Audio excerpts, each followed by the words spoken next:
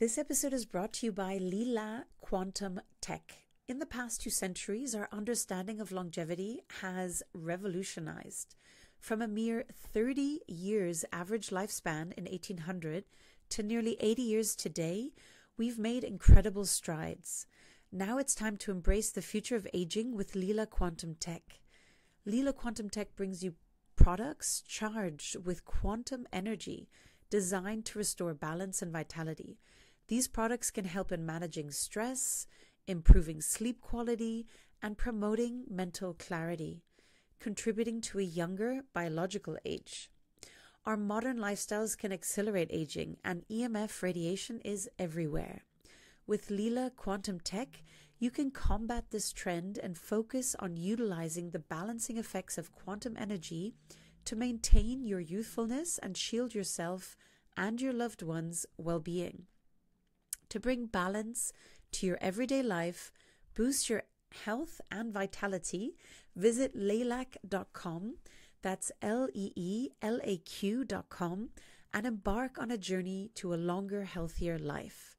And for you, dear audience, get a 10% discount on Lila Quantum Tech products with code longevity10, that's LONGEVITY 10 at checkout today. My guest today is Dr. Stephen Taylor, Ph.D. Steve is a distinguished psychologist and best-selling author on psychology and spirituality, having written over 14 books, including The Leap and The Calm Center. He's a senior lecturer in psychology at Leeds Beckett University and the chair of the transpersonal psychology section of the British Psychological Society. Steve's articles and essays have been published in over 100 academic journals, magazines, and newspapers, and he blogs for Scientific American and Psychology Today. Eckhart Tolle of The Power of Now has described his work as an important contribution to the shift in consciousness which is happening on our planet at present. Welcome to the Longevity and Lifestyle Podcast, Steve. It's such a pleasure to have you with us today. Thank you, Claudia. Great to be with you. I'm so fascinated by this topic of spirituality and consciousness. And I love the fact that your new book that's coming out or has just come out in the US and is coming out elsewhere, entitled The Adventure, a practical guide to spiritual awakening. Because I know so many people that are like, I don't understand the concept of it, etc. So for people listening that mightn't be that familiar with it, could you share with us your perspective on spirituality and how you became interested in psychology and spirituality? A lot of people associate spirituality with religion, but that's not necessarily the case. Spirituality, to me, it's something which exists apart from religion. And it's really about an opening of awareness. It's about an expansion of awareness. And it involves connection. It's about transcending separation and intensifying your connection. So that means a connection to your own deeper being, your connection to nature, to the world around you, also your connection to other people.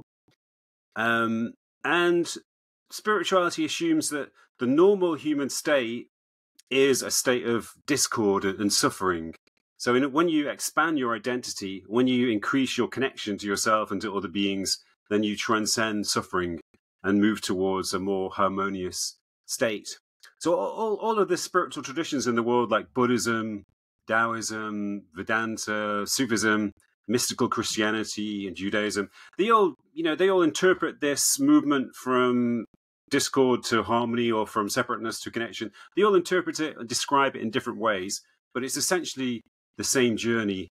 And you can take that journey outside the context of any religion or any spiritual tradition. So for me, there wasn't really a specific moment when I became interested in spirituality. It always seemed to be inside me from being a teenager. When I was a teenager, I started to have what I now understand to be spiritual experiences of connection to my surroundings, a sense of harmony with the world, moments when everything around me would become alive and radiant and full of meaning, and I'd feel connected to everything around me. But at the time, I didn't understand those experiences. I thought maybe I was crazy, which I probably was. Well, aren't we all? By normal standards. Yeah. But so it was only a few years later, when I was in my early 20s, that I began to read books about mysticism and spirituality. And then I Mhm, began to understand my own experiences. I began to build up a framework to make sense of my own experiences. And mhm, that ultimately led me into psychology, because I wanted to understand these experiences, my own experiences and other people's experiences, from a mhm. psychological perspective. Steve, can you share how your understanding of spirituality has shaped your life and the world around you? When I was younger, I absorbed a materialist view of reality from my education and from my family. So I believed, kind of without thinking about it, I took on this belief that human beings are basically machines, kind of genetic machines. The world is full of mechanistic objects. And there was nothing, spiritual about reality. Reality was just materialistic. It was just physical. And even, when I thought about my own mind or thoughts, I assumed that everything about me was created by the brain. But once I began to study spirituality and have my own spiritual experiences, then I realized that that's a false view of reality. I realized that in reality, everything is sentient, everything is full of spirit, everything is sacred, including the human body and including all natural objects. And I began to realize that everything is interconnected. There are lots of objects around us which seem to be separate, independent things, but there's a Mhm. level in which everything is interconnected, and there is a level in which I am connected to everything around me. So once I absorbed that worldview, then the world became a much more meaningful and beautiful place. And can you share a bit, because some people listening or hearing about like these spiritual experiences happening, would you say that actually most people would have spiritual experiences, but they don't always recognize that, or they don't always, listen to it, if you will? And could you share a little bit more what was happening? Were they triggered by a certain event, or they just came naturally? Most people do have spiritual experiences, but they may not understand them in that context. Mhm, I prefer to call them actually awakening experiences, because they mhm, are experiences in which we wake up a little bit and reality becomes more real, and we feel a sense of connection to our surroundings. Most people have that from time to time, even if it just happens once or twice in their whole lives. It may happen when they're walking in the countryside on a beautiful day, looking mhm, at a beautiful landscape. It mhm, may happen when they fall in love. It mhm, sometimes happens when we're listening to music at a concert and we feel uplifted, and the music seems to enter our being and take mhm, us to a transcendent place. It sometimes happens during meditation, while we're doing yoga or some other kind of psycho spiritual exercise. So I think most people do have those experiences. But I think one of the issues is that because a lot of people don't understand these experiences, they forget about them, or they even repress them. They have them and think, "Oh, that was nice, but I don't really understand what happened there." So they mhm, put it to the back of their minds and sort of forget about it. And as I say, sometimes maybe people are not religious and they have these experiences, but they think that these experiences are somehow, they're not kind of viable because they're not religious. They don't know how to interpret them. But in my case, these experiences, they were, and they still are, because I still have them quite often. They're usually connected to nature. When mhm, I'm walking in the woods or walking in the hills, or also swimming. I love to swim, especially I love to swim in the ocean. So I get these experiences of oneness when I'm in the ocean, and I feel that I'm part of the water, and I mhm, can sense my oneness with the whole of the ocean mhm, spreading over the surface of the earth. So mhm. nature is a great way to have these experiences. But they often happen, in any situation when we become very relaxed. You know, what seems to stop these experiences occurring is when our minds are too busy, when our lives are too busy. The But when monkey we, mind. yeah, Yeah. but when we step off the treadmill of activity and Mhm, we just lie down or sit down in quietness without, listening, well, without sort of looking at screens, or mhm. without conversing with other people. When we just have a few moments of silence and solitude, that's when these experiences are more likely to occur. So can you share, in your view, what is the beauty that lies within having these awakening experiences, for people maybe unfamiliar or who haven't identified that they're potentially have been having them as well? And then I'd love to dig into your practical guide to spiritual awakening, right? So what are modalities people can do to cultivate these states of being? These experiences, they show us that the world is a meaningful and harmonious place. they show us that our normal vision of reality is somehow limited. Mhm. These experiences are like a glimpse into a transcendent reality. And Mhm. once you have that glimpse, you know it's there. You never forget that it's there. So it gives you a more optimistic vision of reality. Mhm.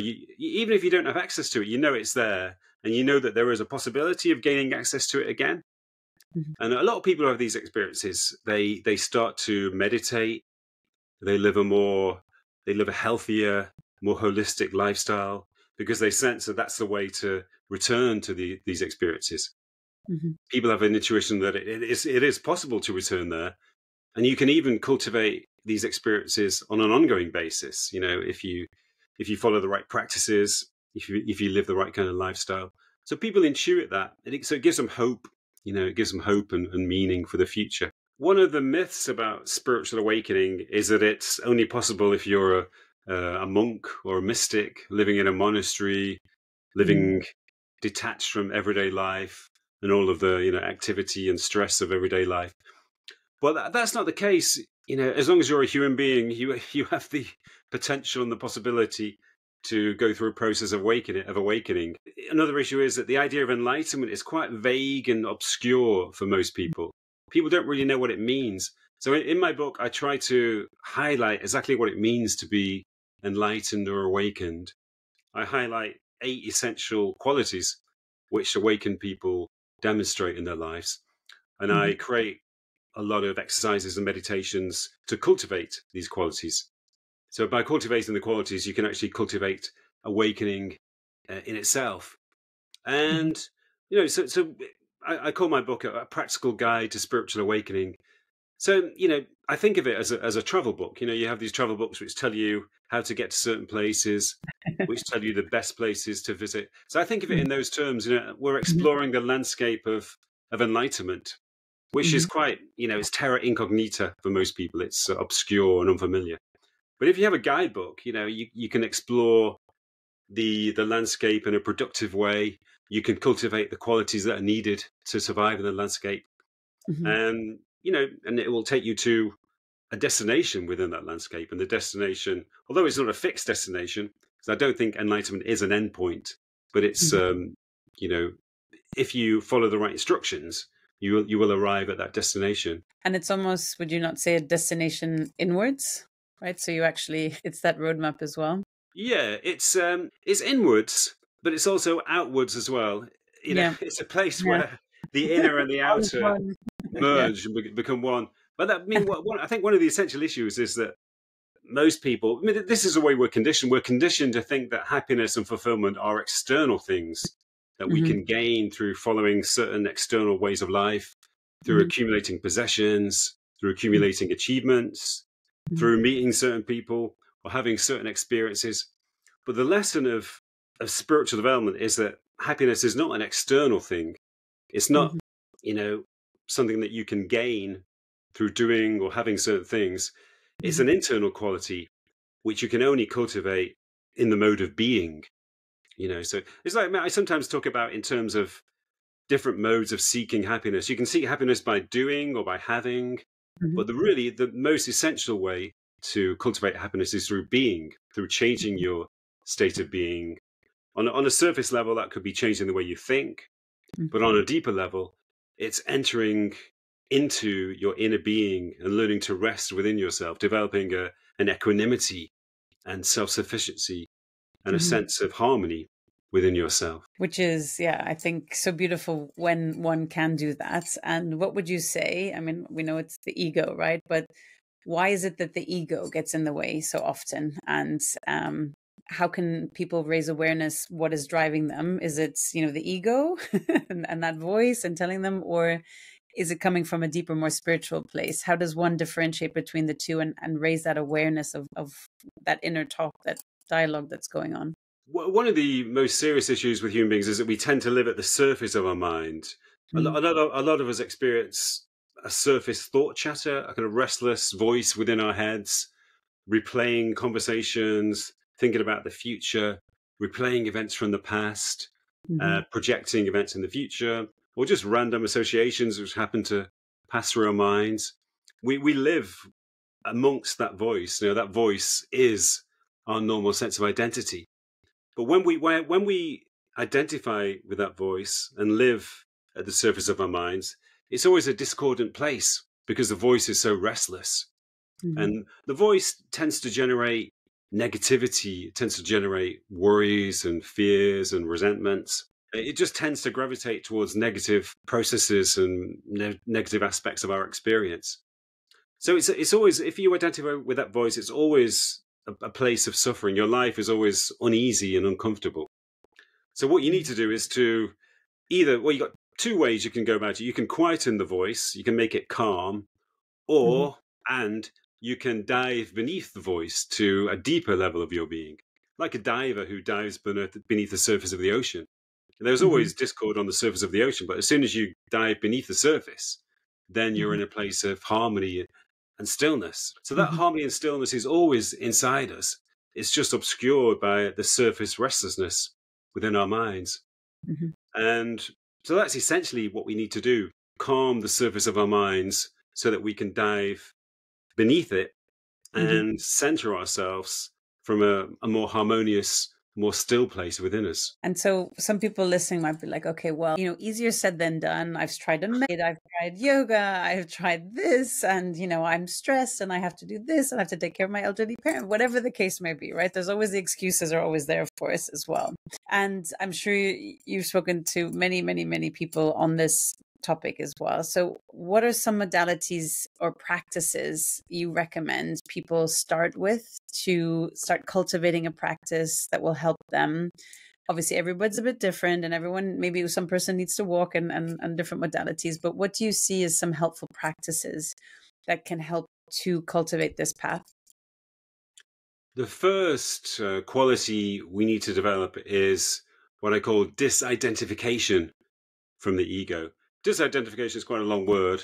It's quite difficult to pronounce, but it's quite simple, really. It just means realizing that you are not the voice in your head, that your real identity is the person who actually observes that voice. Because if you think about it, there's always a place inside you which can watch or observe your thoughts passing by. And once you find that space between you and your thoughts, then you become free of the influence of your thoughts, and your thoughts begin to slow down.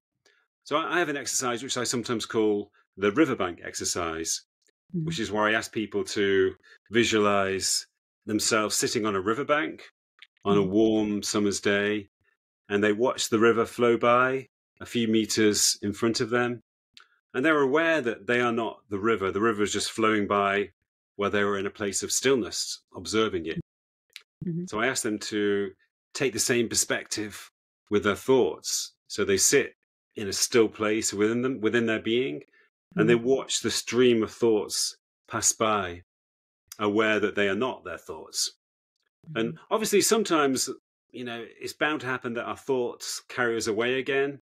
We find ourselves a few meters downstream, but then we just sort of gently step out of the river again and place ourselves back on the river, sit down on the riverbank. So you have to do that a few times, but eventually, you become aware of this space between you and your thoughts, and you cease to identify with your thoughts. And that practice itself has its own momentum. The more you do it, the easier it becomes, and the more fulfilling you feel. You feel a greater sense of ease as you realize that. And I recommend, a couple of other practices too, which we don't tend to go into here. But it is a process. It's not easy, especially in the beginning. But once you begin it, as I say, it picks up momentum. It becomes easier the more you do it. Once you realize that you are not your thoughts, you never become them again. I mean, I have that awareness. I'll share with myself, and I've done different meditation practices, and I find sometimes I'm much better at the awareness and cultivating, and sometimes if I'm in that doing and a lot of long to-do list and all this action, then it's much more in the mind, and it's much trickier to kind of come back to center. And obviously through breath and different practices as well, it's very helpful. But the quality of life, I agree, is just such exponentially different if those practices are built into my day, into my life, and to take a step back.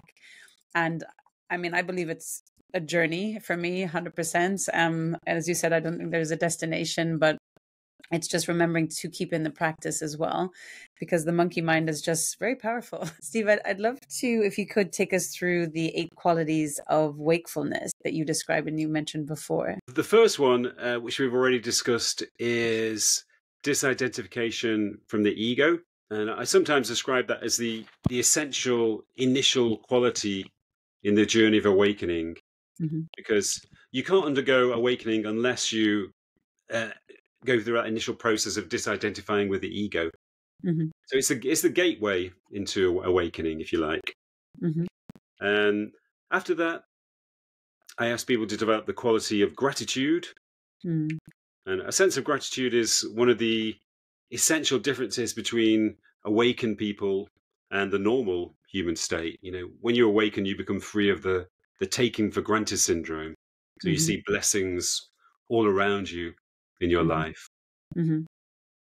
Then there is presence, which literally means living in the moment, living in the now, rather than thinking about the past and the future.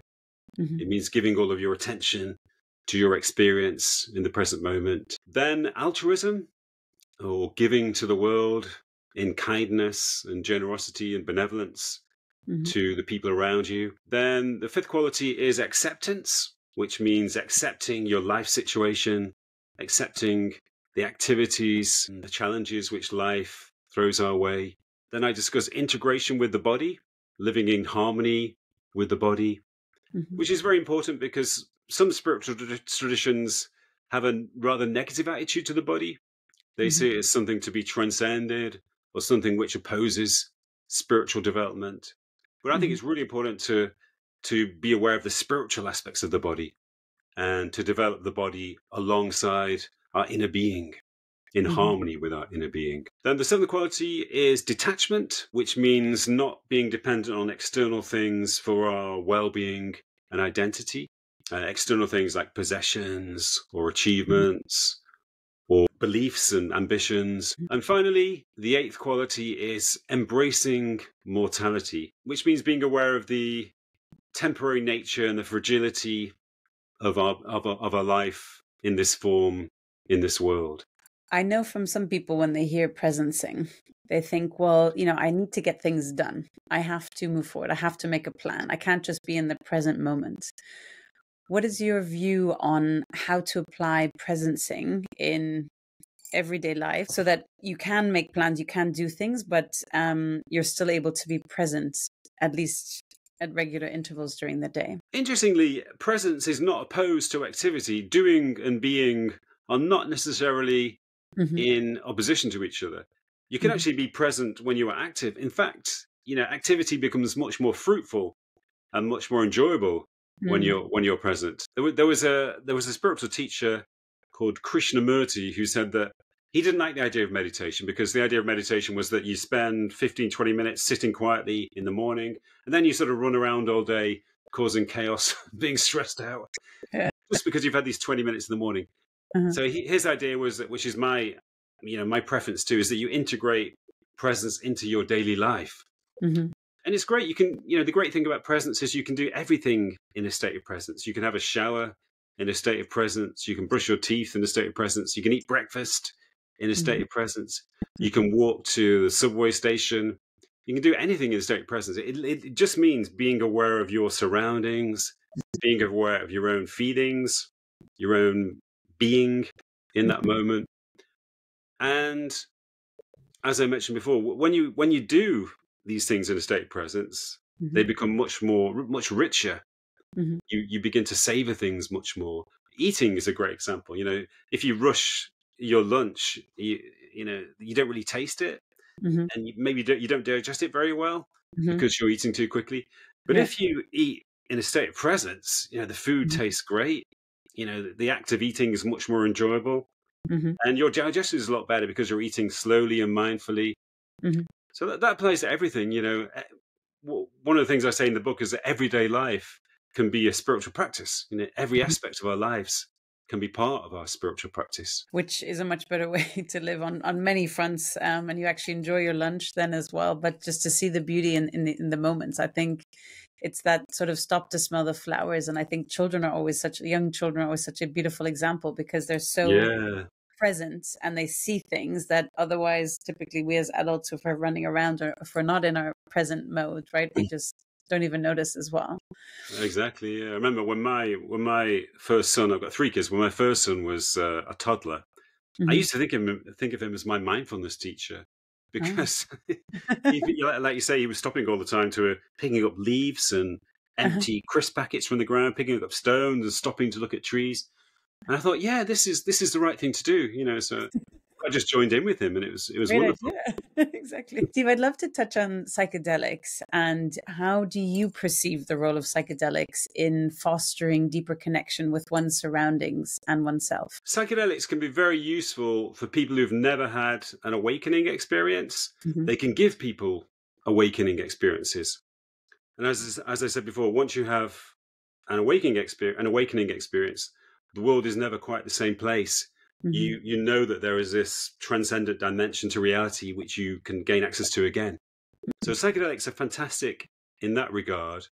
They can open people to this wider reality, and psychedelics can be very, very therapeutic too. There's a lot of research coming out. Well, it's been going on for about 10 years now. There's a new wave of research into the therapeutic potential of psychedelic. Yeah, you're probably aware of it. They can be very therapeutic for people suffering from deep depression or addiction. PTSD. But Hmm. but I'm somewhat dubious about the long-term effects of psychedelics. I don't think you should regularly take psychedelics as a tool of creating enlightenment. I don't think Mm-hmm. it works. I think once we have that initial glimpse through psychedelics, we should turn to more organic forms of spiritual practice, like meditation or Hmm. contact with nature or altruism. Hmm. Um, because the regular use of psychedelics has some risks as well, particularly if Hmm. it's not in a controlled environment. If Yeah. you're buying psychedelics from off the street, that can be quite Hmm. risky. Hmm. There was this. You've probably heard of Alan Watts, the spiritual teacher from the 60s and 70s. He was asked about psychedelics, and he said, in his very posh English voice, he said, "Once you get the message, hang up." That's good. So that's kind of how I feel. That it's great to get the message, but you don't need to get the message again once you've had it. As you were saying as well, for the therapeutic benefits, I've been reading research and speaking to doctors who treat war veterans, etc., particularly in the US. And I mean, the impact is very profound. But exactly, I think if you're looking for an external crutch almost for internal awakening or spiritual awakenings, you're not necessarily getting the practice right.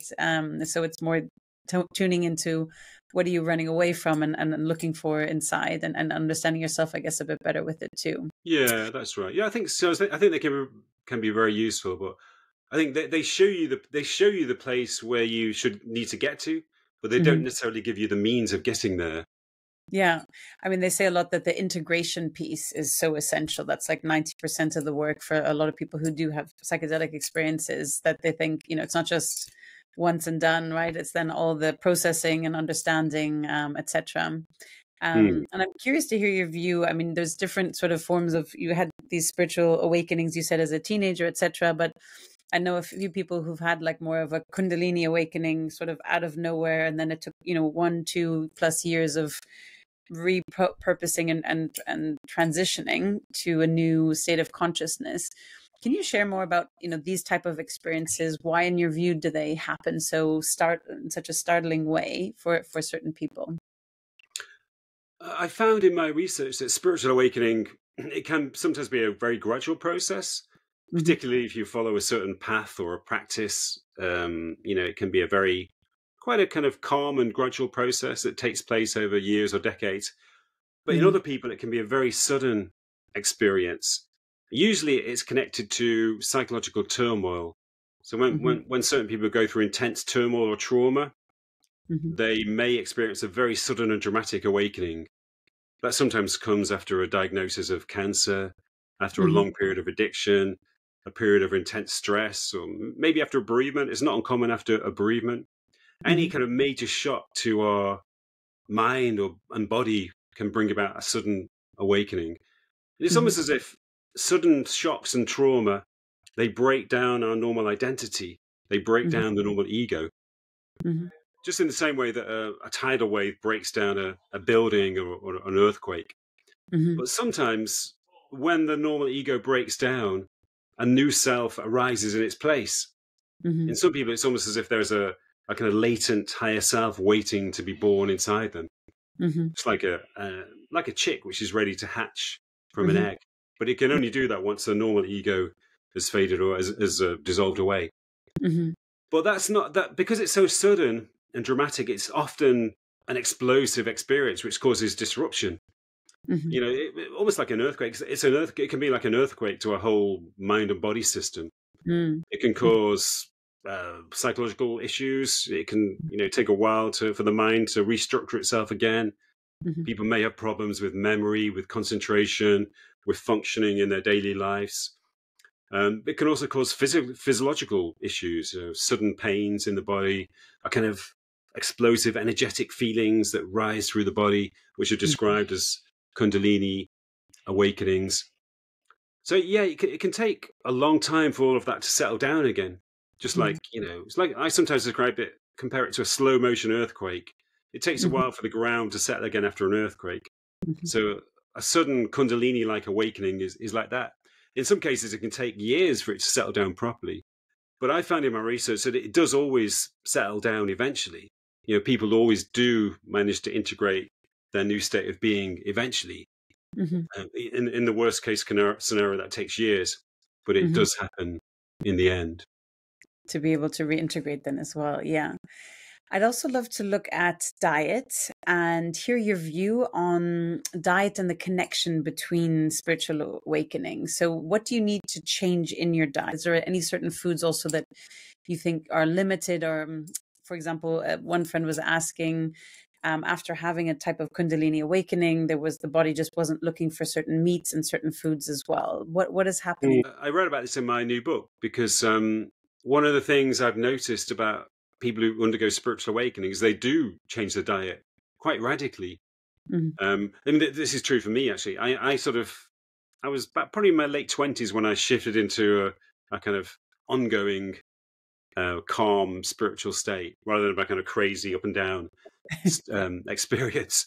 But up to that point, I'd lived a very unhealthy lifestyle. I never really cared about diet. I used to smoke. I never used to do any exercise. I used to drink quite a lot.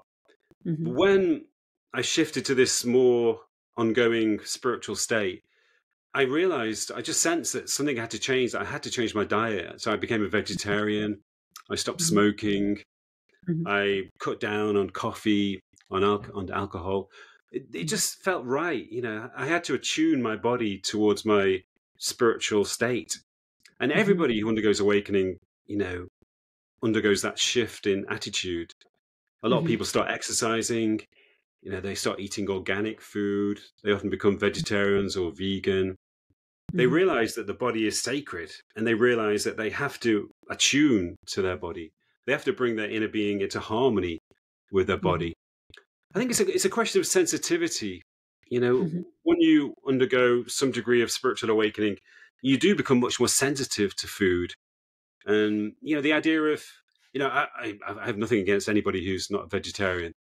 But when people undergo spiritual awakening, they sense that it doesn't feel right to eat animal flesh. Somehow it doesn't feel, they become sensitive to the impurities, maybe the wrong word, but it certainly doesn't seem right about it. The same with alcohol. So overall, they live in a much simpler and healthier way. Because in some sense, they want to feel pure. They want their purity of their inner being needs to be in harmony with some degree of purity in the body as well. And of the mind too. Yeah. So would you say that with the development of the spiritual awakening process, that there's better connection with the body and more intuition, if you will, of understanding what serves one? And is this a practice we would think that people should check in with regularly, check in with what your intuition, what is your body saying? Because I know a lot of us, and I used to be very much cerebral, like my mind thinks this, so let me do that. What are modalities people can do to understand and to tap into, like listening to the body a bit better to protect it? It's a lot to do with no longer being separate to your body. It's about being connected to your body. I think to some degree in the normal human state, there is a sense of duality with the body. Mm-hmm. We feel like we're living up here in our minds, and the body is a kind of vehicle which we happen to carry around, or which we happen to occupy. But ideally, and this is something which arises naturally in spiritual awakening, there is no disconnection between you and your body. Your body is part of your being. It's a manifestation of your spirit. There's no question of the body being other to you or to your spirit. So you do naturally begin to attune to your body, and you begin to trust your body. And I think overall, the body becomes sacred. I think in spiritual awakening, all the material world becomes sacred. Everything around you becomes spiritualized. You see the beauty and the meaning in all the things around you, and that applies to your body too. You also become aware of the millions of microscopic processes that take place every moment of the day within your body to help you stay healthy and alive and conscious. So you no longer take the body for granted. You become aware of how precious and how valuable it is. And all of that manifests itself in a much more positive relationship to the body. What are some misconceptions or common challenges that people may encounter on their spiritual journey? And how do you address them in your teachings? One of the misconceptions is that spiritual awakening is something extraordinary and rare and kind of earth-shattering. But there's something kind of ordinary about it as well. It can be, you can definitely have earth-shattering moments when the world seems like an incredibly beautiful place and you feel blissful and attuned to the whole of the universe. But there's also something kind of very everyday and ordinary about it. Sometimes when you get into an awakened state, it feels like coming home. You feel, oh, this is the way things are supposed to be. We're not supposed to live in our minds, chattering away about the future and the past, thinking about our problems and our fears and worries. That's not the way that life was meant to be. So when you experience this state of having a fairly quiet mind, feeling attuned to your body, being aware of the reality of your experience in your surroundings, it feels kind of natural and right. So it feels kind of ordinary in that sense. And I guess that's it is ordinary in a sense because it's the way it's natural. It's natural and right to be in that state. And another misconception is, we've touched on this already, the idea that it is a goal, that there is this goal endpoint of enlightenment which we're meant to be heading towards. I once met a young spiritual seeker who was very kind of determined and he said, he said, I'm going to be enlightened by the time I'm 35. I'm going to meditate 6 hours a day. I'm going to read every spiritual text, listen to every spiritual teacher, and make sure I'm enlightened by the time I reach my 30s or mid 30s. But of course, that's not. I've not seen that guy for a long time, but I'm sure that he's not reached enlightenment yet. If he said it like that, maybe he learned something on the way. Who knows? Yeah, unless he changed his approach. But it's not a goal in that sense. It's not a goal like becoming a millionaire or owning a mansion. That's when the ego takes over the path of enlightenment. Yeah. But it's a process. So it's a process which our whole being, which is in some sense natural to us. So when we latch onto the process, when we embark on the journey, it feels natural, and that there is a kind of an impetus which guides us in the right direction. But even when we follow, a more fruitful path of awakening, there is no end point. There is no point where we think, now I'm enlightened. Now I can relax and enjoy myself. It continues forever. It's an endless adventure. It's an endless process of expansion and opening and deepening. And do you find even within your days, like some days you feel much more attuned and others less so? I mean, obviously this is your space and you're quite the expert in this. But do you also notice ebb and flows within it as well? Certainly, yeah. It depends on what's happening in my life. So at certain times I'm quite busy and, life always brings up challenges from time to time.